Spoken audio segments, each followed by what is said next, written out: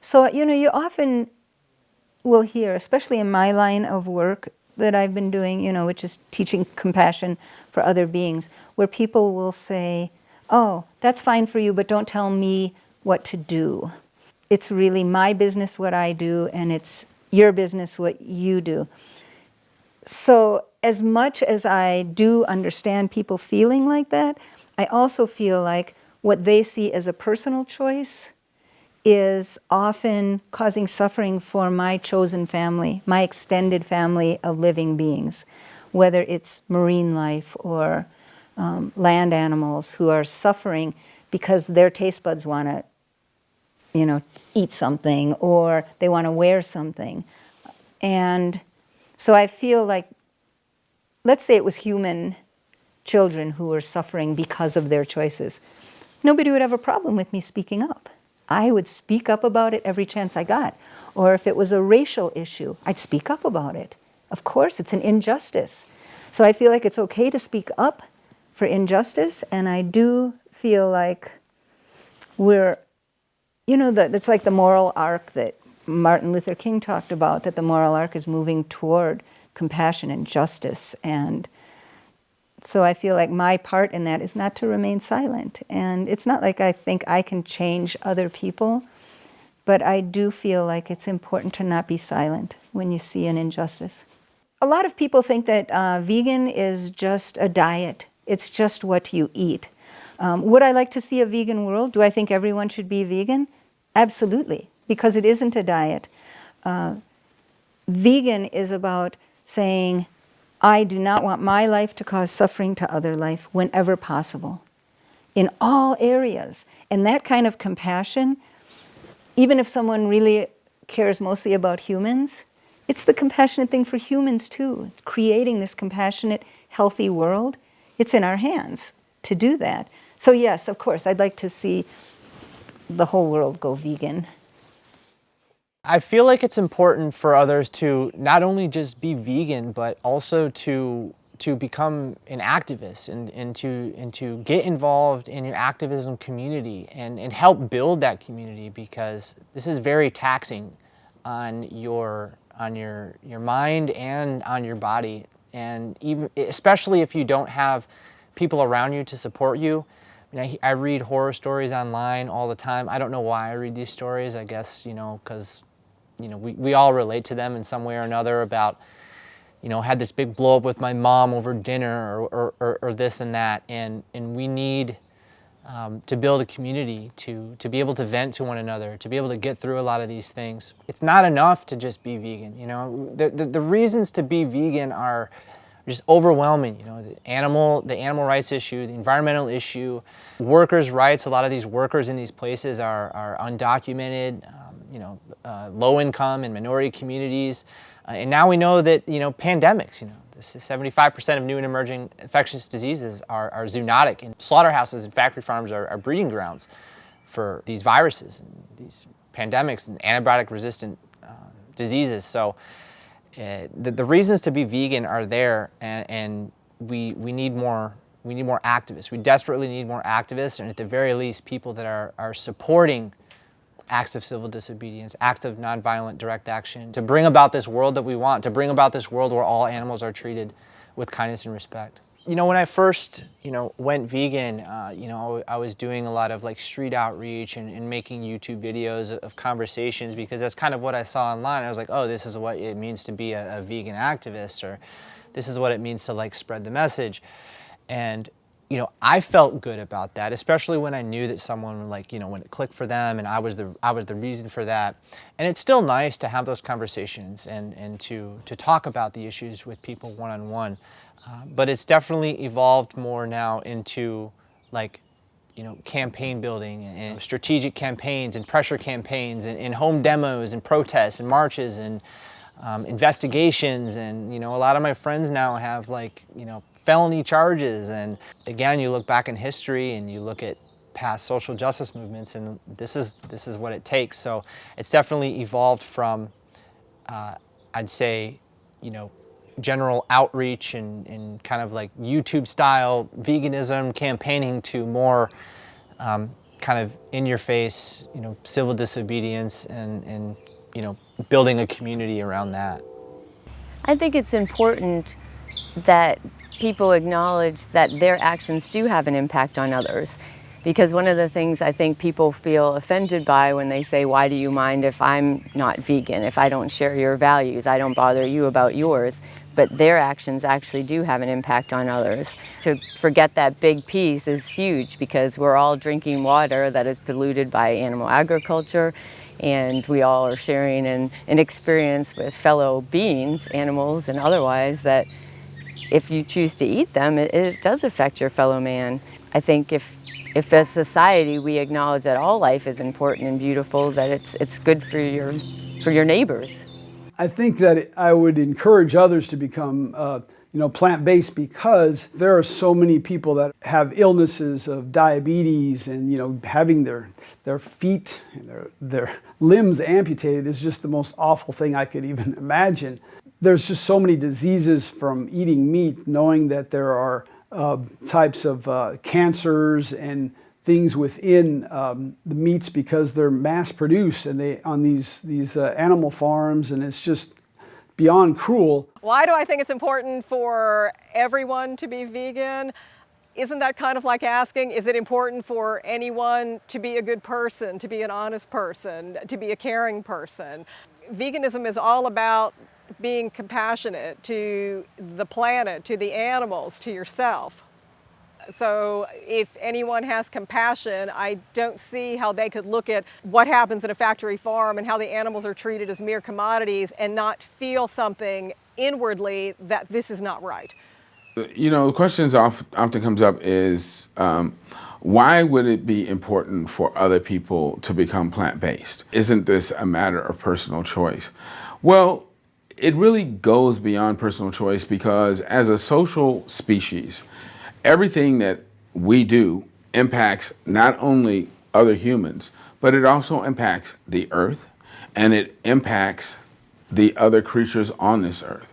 And so most immediately, choosing to eat another living creature means you have to kill that creature. You have to take its life. It's a harrowing decision. It's a decision most people don't think about because they don't have to think about it, because they give that chore, that job of doing the killing to someone else. And I actually had the experience of going to a slaughterhouse and watching animals being forced into these killing pens and seeing the terror and despair on their faces as they struggled to escape, and their cries for help. It's a horrible thing to have to witness and to watch.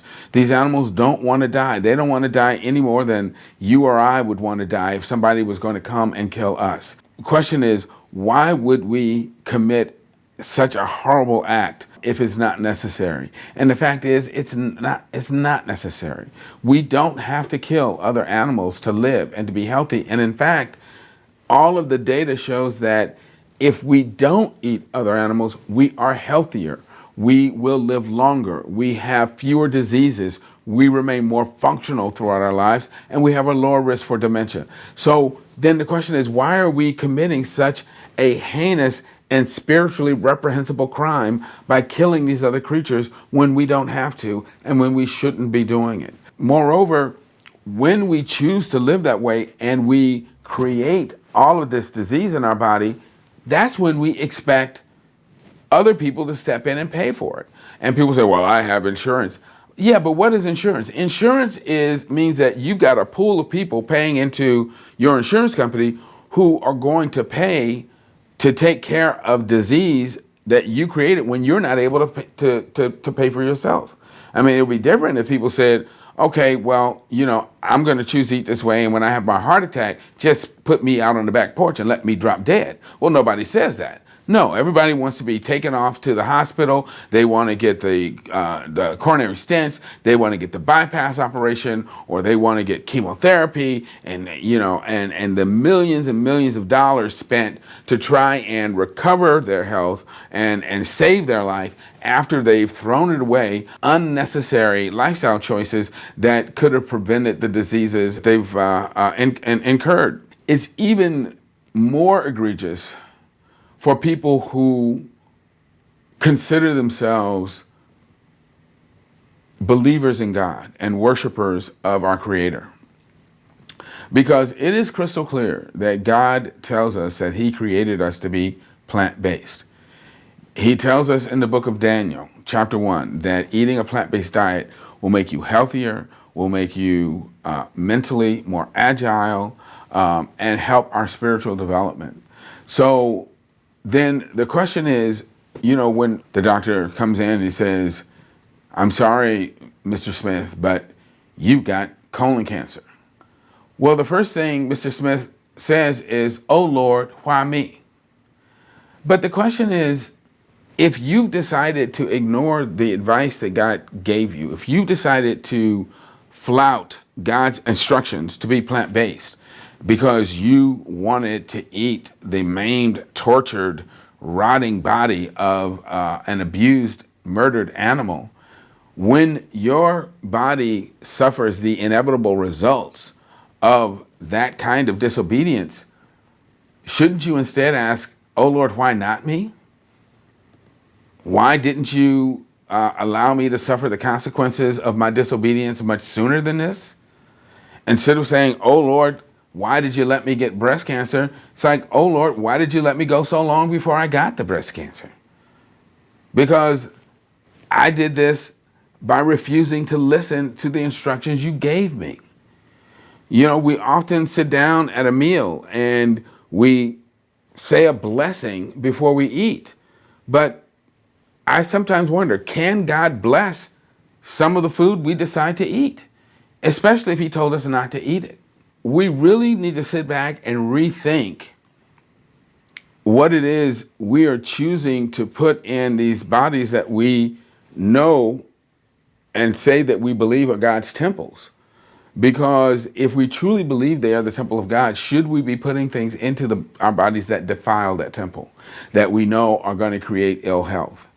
And if we are struggling with, as I was years ago, personal issues that we are having trouble getting past, maybe the problem isn't that God is not hearing us. Maybe the problem isn't that God is not trying to help us. Maybe the problem is God can't get through to us because our minds are so clouded with the filth and garbage that we're eating that the blood vessels are clogged up with grease and fat and toxins, that our neurons are not working well enough for the Holy Spirit to speak to us in a way that we can hear. If we really do want to facilitate the best relationship and communication with God, we have to adopt the diet that He tells us He designed us to eat, that will help improve and support that relationship and that communication. And that is a plant-based diet built around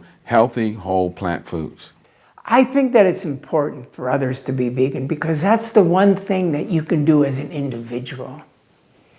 I've mentioned that it doesn't take an act of Congress or a court decision. It's something that you can do out of your own commitment. And the commitment is to life, to preserving life, to supporting and healing the world. It would have such an effect on the climate.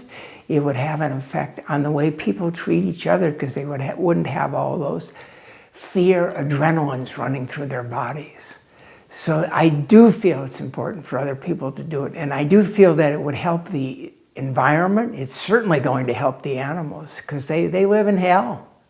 The animals in factory farms and slaughterhouses live in hell, and I don't want to participate in that.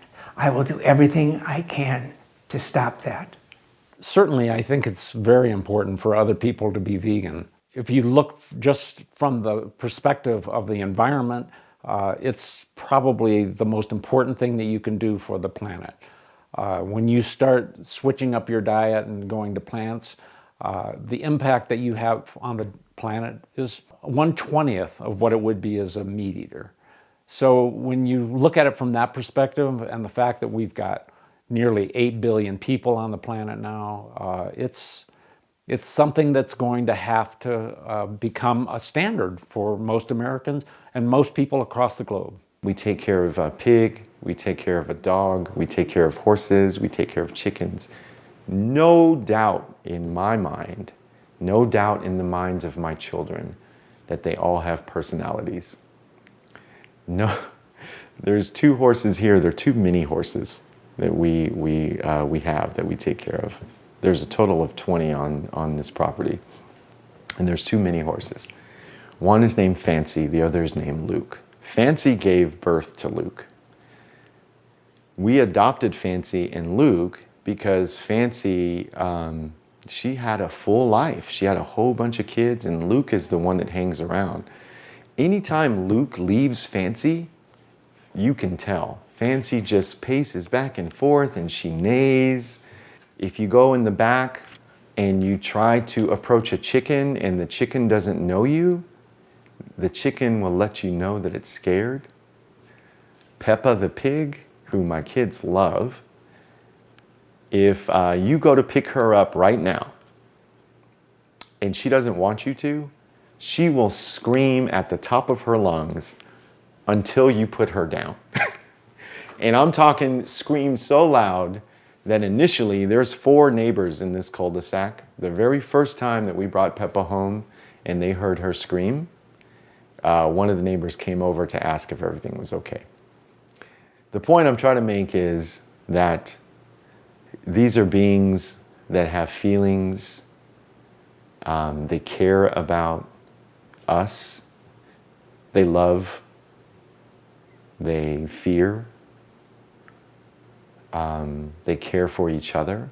It makes me think of some of the things that I've learned along the way in my vegan journey, and I've come up with all sorts of ideas, like my acronym for meat. You know, over the years I've thought about what an animal goes through when it's about to be slaughtered. And I'm talking, you know, we hear about stories in the news about people that have been tortured and all sorts of things before they die. And if you think about an animal that's being slaughtered, that's what happens. You know, they're putting these just horrific conditions before they're killed.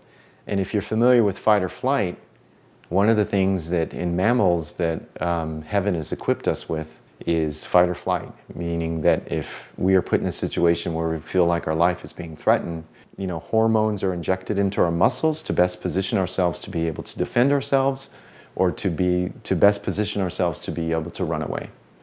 And so no matter what happens with these animals, they're scared. Hormones are injected into their muscles, specifically epinephrine.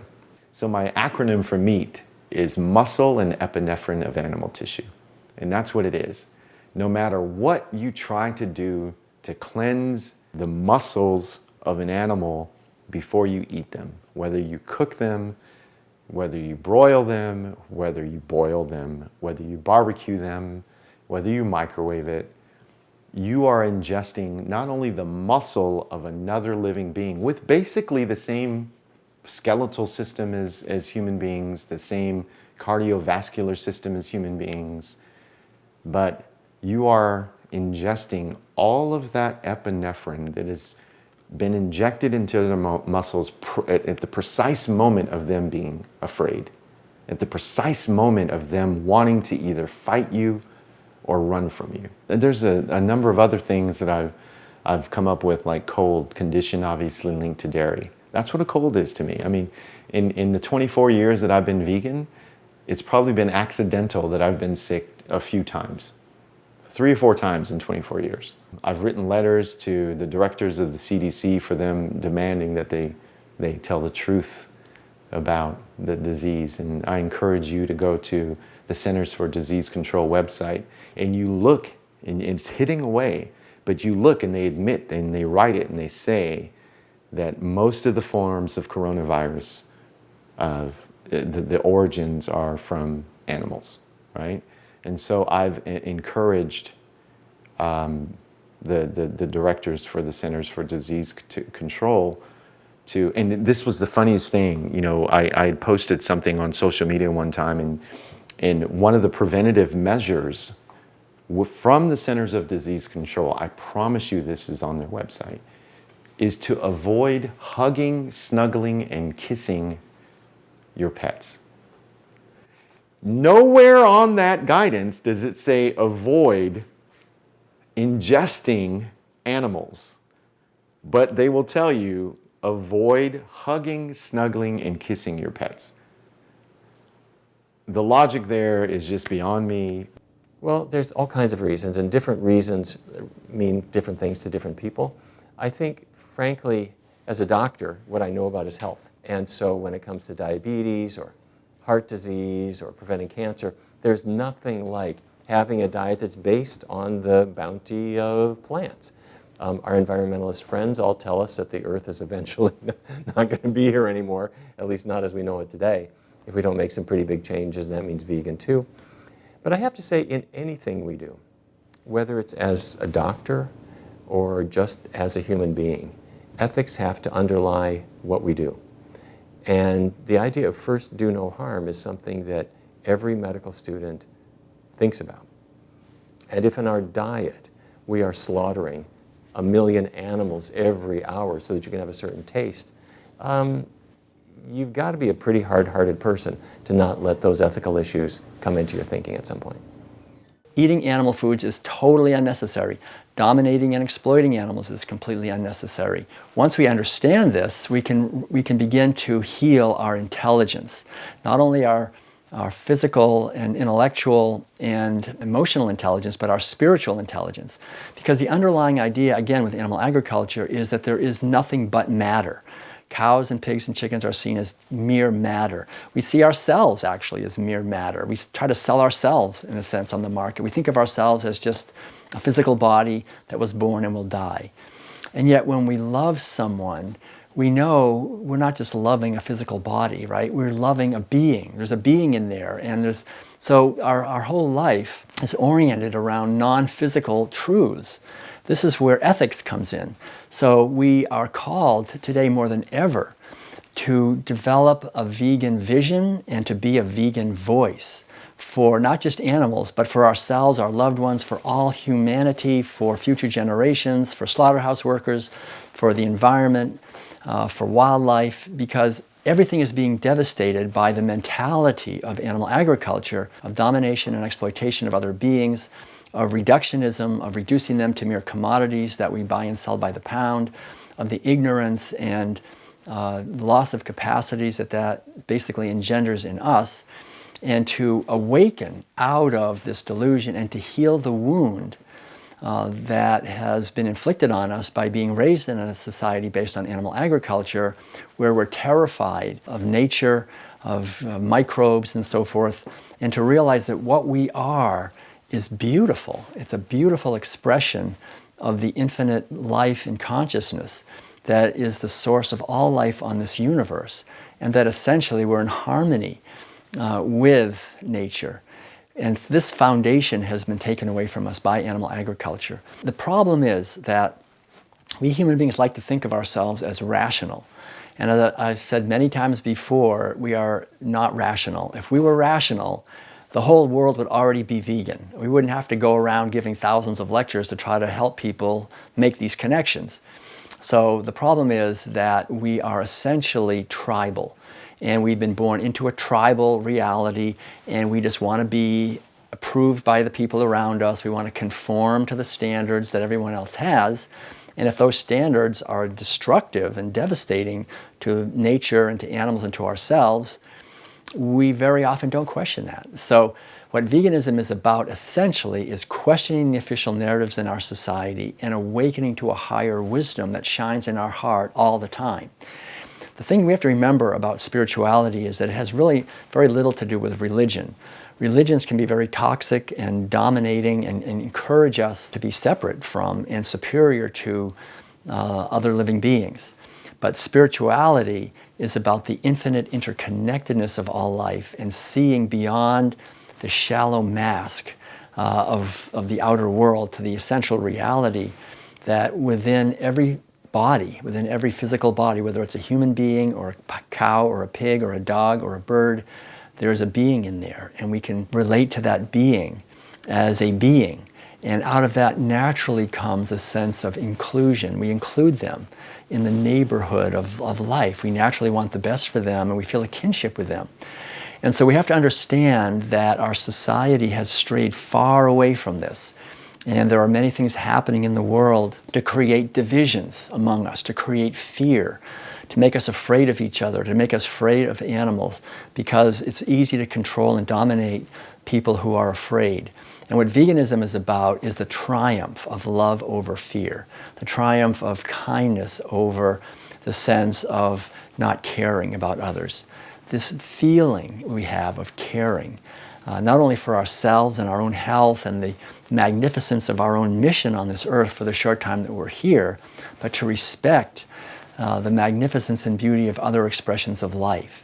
This is the calling that we are all blessed to have, I think, in this lifetime, and especially right now, because we're in a critical time where we can see very clearly that the old ways of doing things are absolutely dysfunctional. And a new world is yearning to be born, and it's a world based on radical inclusion, including all living beings in the sphere of our compassion and concern.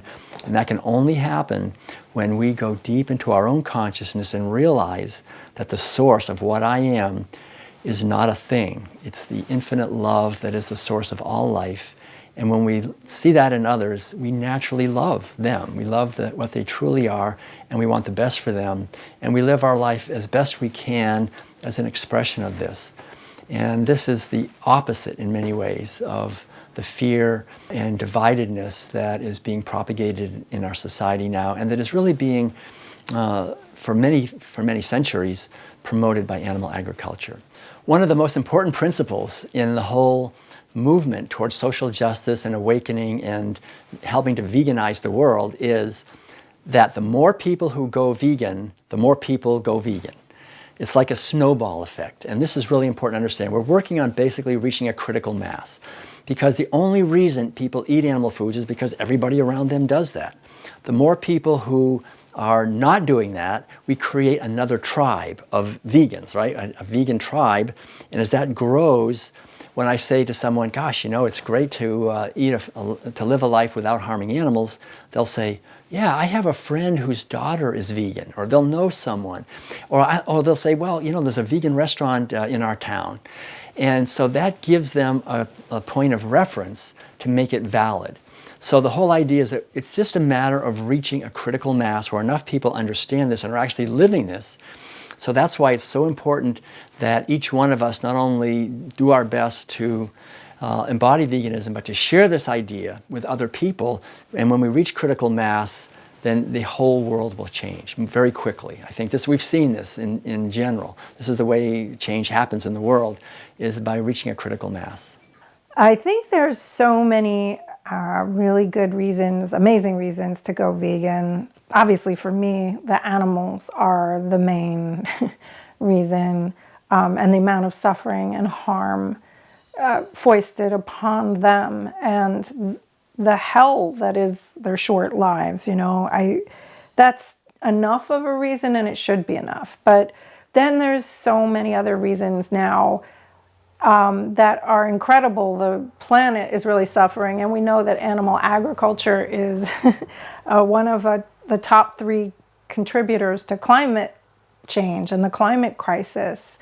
We know that oceans are being overfished and depleted, and we just know that resources can't keep up with the way animal agriculture affects land use. Something like 83% or 81% of the Earth's surface is devoted to something related to animal agriculture. It may not be animal grazing specifically, but it might be growing feed or bedding, like hay, for animal agriculture. And that's just untenable. It's an important choice. And when I use the word choice, I just want to say that I personally don't think something that affects so many others is choice anymore. Like, we should want to do something that doesn't harm others. We should want to stop doing that.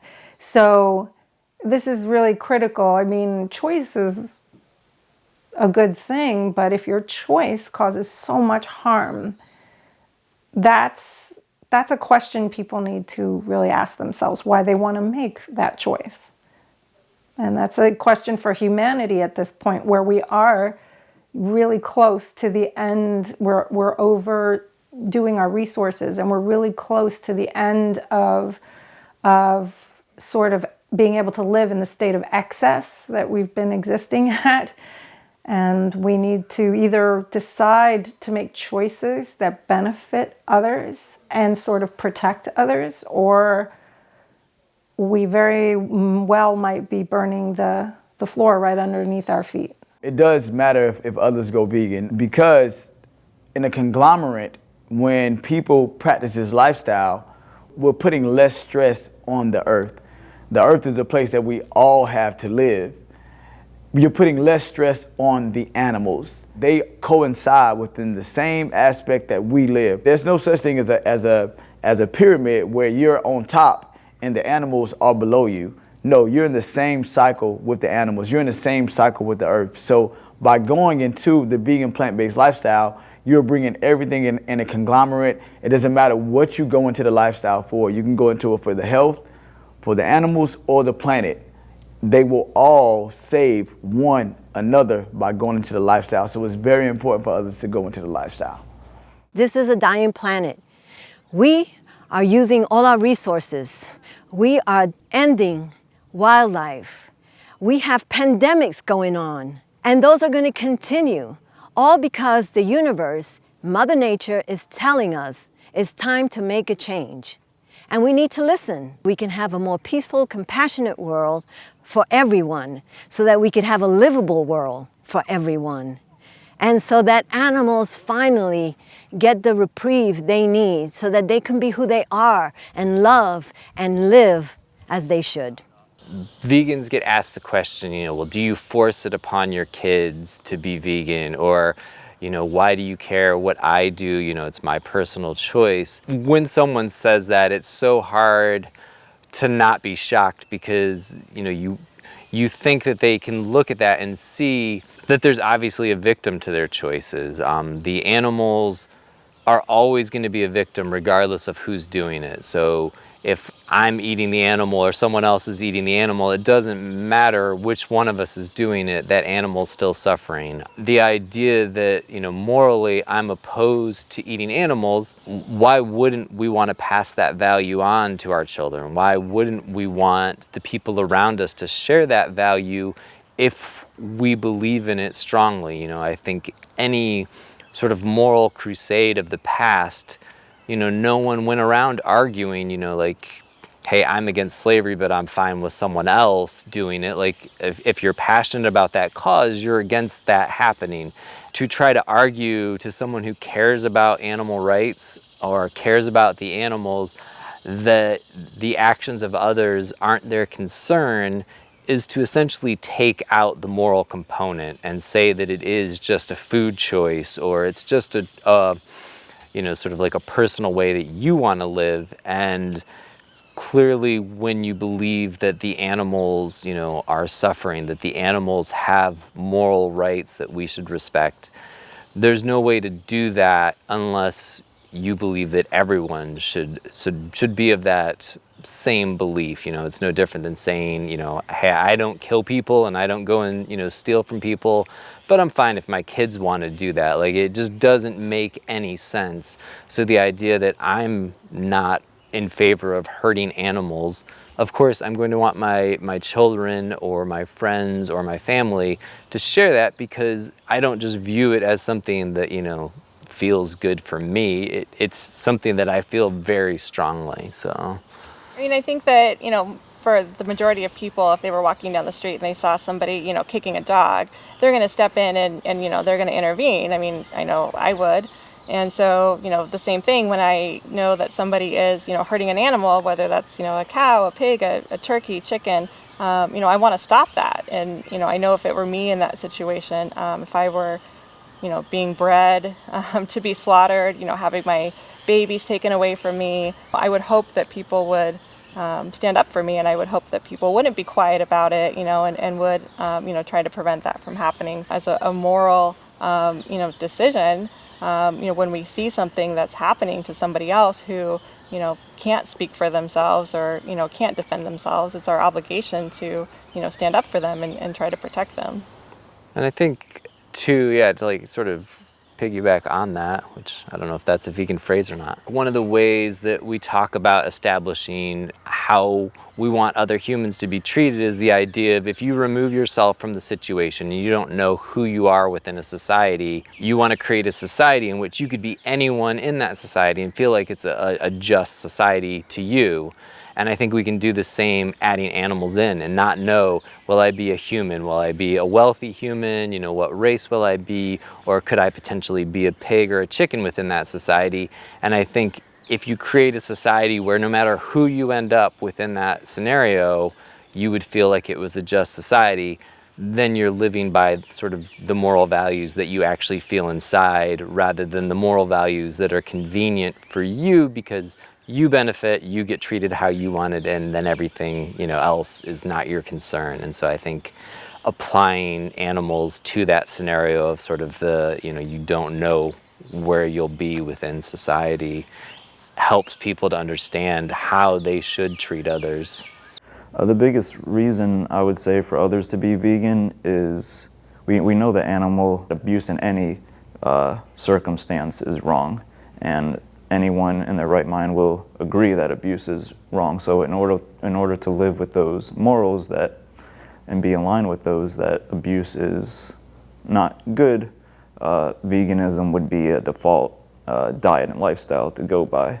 So if we want to not cause unnecessary harm, if we want to not abuse animals that done nothing wrong, that want to live, that want to love in the same way we do, being vegan is sort of just the moral standard that I feel like should be in everyone's life.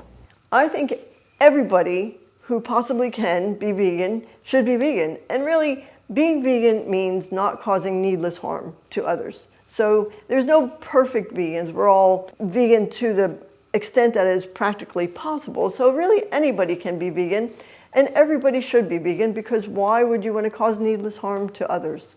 Another thing why it's good to be vegan is because it does tend to be a much more healthful way, so you're not contributing to the immense amount of healthcare costs, which raises healthcare costs for everybody. A lot of people, when they stop eating other animals, turn instead to birds and fish, and really by doing that, you're causing more animals to be killed. It takes so many more chickens, for example, to make the amount of meat as you can get from a cow. And with fish, when they're catching fish, they're also catching so many other animals with them, considered bycatch, who are then thrown back dead or dying. So you're really causing so many more animals to be killed. And for farmed fish, so many of the wild caught fish are caught to feed farmed fish and pigs and chickens. In addition to not wanting to cause animals harm, for your own health, fish is like probably the worst thing you can eat. It has high amounts of mercury, dioxins, DDT, PCBs, all these toxic chemicals bioaccumulate in animal tissues. So people who eat them are ingesting concentrated doses of all these harmful products. And now also microplastics are being found in fish flesh. Not only are they ingesting the plastic, but also goes through their gills and embeds in the fish tissue. So you're also eating plastic and parasites. There's just so many problems with eating fish that you can easily avoid and still get the same textures and flavors by eating vegan seafood. There's no good reason, there's no valid reason to believe that fish feel pain any less than any animals. We have a preponderance of scientific evidence showing that they do. So they deserve as much respect and compassion as any other sentient beings. For example, there's experiments where they've injected fish with a mild acid in their lips, and the fish respond in a way that indicates that they're suffering pain from it. For example, they rub their mouths on the gravel, and they'll go into like hiding, and they won't eat, and they just act in a way that indicates that they are in pain. Fish actually also produce their own endorphins, painkillers. when they are exposed to painkillers, they behave in a way that indicates that their pain has been alleviated. And also they quickly learn to avoid painful stimuli. So all the evidence shows what any rational person should intuitively realize, that fish are sentient beings who feel fear and pain. Of course, the more people that choose plant-based products over animal products, the better. So it is, of course, all comes down to supply and demand. So the less people that purchase and consume animal products, the less that are being made. Well, what would happen to all the farm animals if we stopped eating them and stopped breeding them? Well, they wouldn't be continuously inseminated and bred. And so that would be a good thing. That would be a positive thing. So that's less chickens that are being born, forced into cages to lay more eggs, have more chickens. That's less cows that are being inseminated to give birth to calves so that their milk can be taken for humans. So it has a huge impact. And this truly is one of those things that for every person that chooses plant products over animal products has an impact, because it really is supply and demand. And we've seen it happen. In the last 10 years, dairy demand has decreased tremendously, and more people are buying oat milk, almond milk, soy milk, hemp milk, and it has had an incredibly strong impact. And so much so that some dairy farmers have even converted their farms over to producing other products. So we see that choice, that personal choice, when it's expanded into tens of thousands of people, hundreds of thousands of people, that it really has an impact on the lives of animals. So it really equals less animals being born into cruelty and eventual death. So it's really one of these choices that has an impact day to day and over our lifetime. I do think it's important for others to be vegan, or at least I hope they're making an effort towards that. I would like to think that my fellow humans are a compassionate bunch, even if we don't always exercise that compassion. But if we really want a fairer and juster world, and if we want a world at all, considering the impact that animal agriculture has, I think we're going to have to move in that direction. The most important reason for me to be vegan is that I don't want to harm others, or I want to minimize the harm in the world, and being vegan is a very clear way for me to do that. There, of course, is the direct harm to other animals. There's also the harms to the environment that are some of the most severe that we know of any industry. Definitely, other people should be vegan. Not only do it cut down on slaughtering animals, chicken, turkey, fish, cows, pigs, etc., as they do here in North Carolina. Big pig state. Get your health together. This is important to me, it's important to my family. And one of the things I ask people is, think beyond your own life. Think beyond the lives of your children. Think about their children, and think about their children's children. And I think about them a lot. I often think about what life is going to be like in 100 years for my great-grandchildren. And if we don't make changes now, how difficult we're making it for them. I think about the advice that I would give my children if and when, hopefully not, but if and when we ever get to the point where we become a space traveling species, because we have to, because we've destroyed all of our air, land, and water resources, and we have to travel in space. And I don't think that we as human beings and as parents would advise our kids that they need to go out and round up as many cows and chickens and pigs and fish and whatever as possible, because you're going to need to eat in space on this ship that you're going to be traveling for who knows how long. You're going to need to take seeds, right? You're going to need to take food that you can grow, that grows back seeds that you can grow and repeat and grow and repeat and eat and grow and repeat. And the nourishment that is going to make you healthy. Aside from the personal activism that we all do, there is a chance for this country, for the United States of America, to lead the world. We've always been seen as leaders, and I know we do some things that we just don't understand, but there's a chance for us to truly lead the world in the policies that we develop to protect animals, which will in turn protect the environment, which will also in turn feed the hungry, right? Which will teach us to be more compassionate, which will allow us to get along better with our neighboring countries, which will eliminate war, which will enhance tolerance. And I think the continued consumption of death and turmoil will not advance our interests, will not advance our national security. And if you think about, even the mass shootings that you've seen, what are the reasons? What are the reasons that no one has been able to figure out? The psychologists, they say they do, but it's still happening. What if we can establish leadership within the United States that tells the truth? That says to people, do you think that there's any merit? What if there's just a small chance that there's some merit to somebody who all their life has consumed death and turmoil and epinephrine of muscles of dead and slaughtered animals?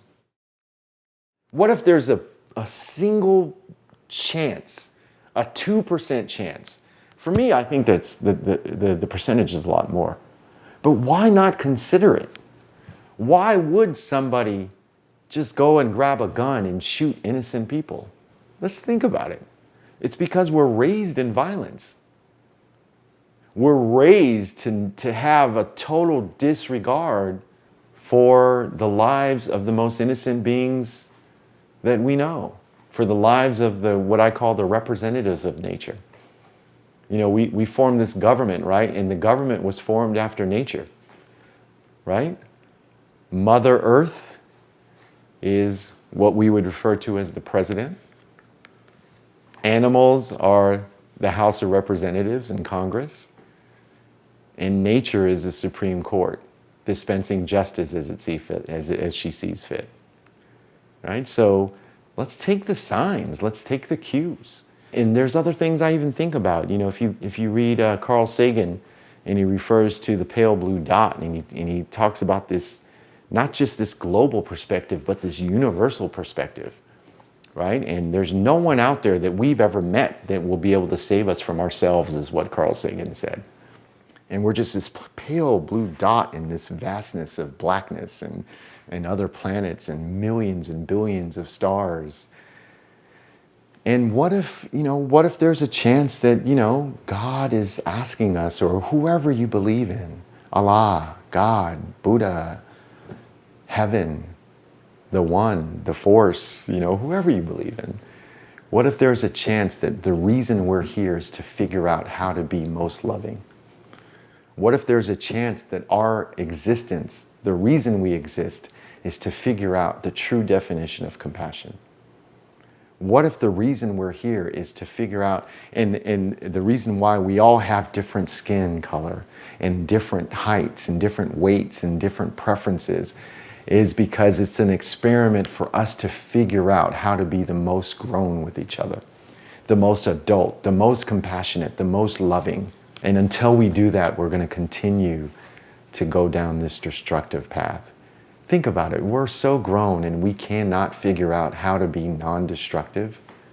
We are so grown and so intelligent, yet we cannot figure out how to eliminate sickness when we know where it's coming from.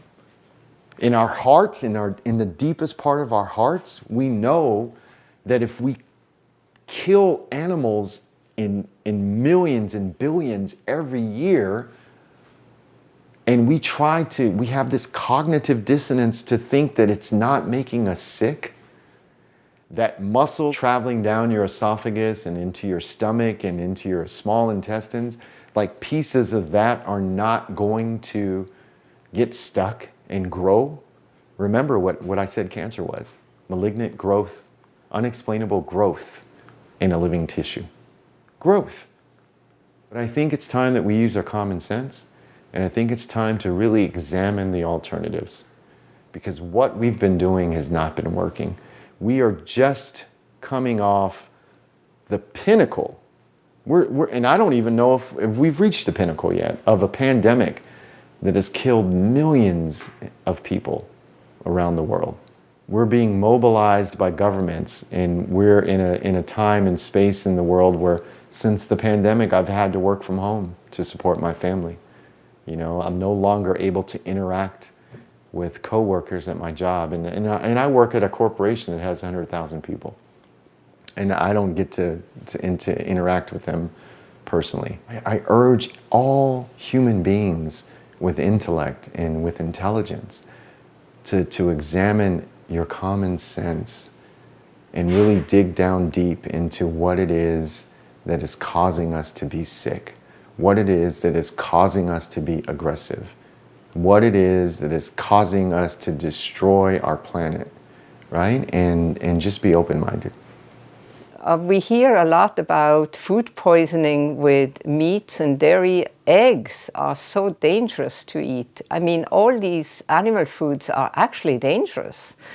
And eating a vegan diet it doesn't need so much refrigeration. It's more simple. Yes, I feel like it is important for others to be vegan, because being vegan is a way for us to end the cycle of violence on the planet. What we eat, we are participating in violence. If people were to take a look and see how the animals make it to the supermarket in these little lovely plastic containers, and all you see is a leg and a breast, or, you know, an organ in there. But if you actually saw the process and the fear in their eyes and what they go through, you will realize that you are participating in a cycle of violence, unnecessary violence. One, we don't even need, there's no nutritional value in eating an animal. Yes, they tell you in school that that's how you get your protein, this is how you get your B12, but if you do the research, you will find that there's protein in almost every single plant that exists on the planet. What being vegan also does is it allows you to question things more, and you start to see that you can't trust everything that you were taught in school or that you were even taught in college, because a lot of this information is really for the manipulation of your mind. You're being told and sold a story just for the purpose of monetary gain, just for the purpose of enslavement, just for the purpose of control. So it's important for others to go vegan, because this is an entire new level of awakening. So if you want to take your reality to the next level, understand why veganism is important. And not just about diet, but also about spirituality, also about morality. Animals, to me, are so close to God because they don't have to be taught how to love. Most animals, especially dogs and cats, come to this planet and they know how to love unconditionally without anyone teaching them or telling them how to do it. So it's very important for us to become vegan. I would like for people to take responsibility for their actions. A lot of people are being grossed out when they show shots from factory farming, from animals being killed and tortured, and they would never kill and torture and eat their dog and bake it for Thanksgiving. So why did they bake a bird? I think it makes no sense.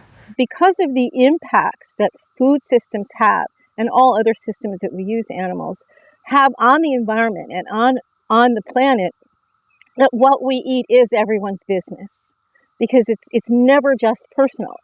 Our food are among the most personal and most intimate choices that we can ever make, but they're never just personal. So it actually is our business what each other eats. It would be like me taking my garbage and dumping it in my neighbor's living room and saying, you know, you do your thing and I'll do mine. Meanwhile, you've put, you're ruining my planet. You're ruining my home with what you're doing. So we really need to not be so self-centered and really come together and be citizens of the planet and understand we have to share this planet with each other, and we have to share this planet with all of the other species that depend upon us to act responsibly. And I believe that human humanity is really meant to be a great caretaker species. Many people also feel that, well, the animals, well, they're here for us to eat. And I don't believe that anymore. I think, well, what if instead of them being here for us, what if we're here for them? What if we're here to try and help make this world a place that's beautiful and thriving for everyone, not just people?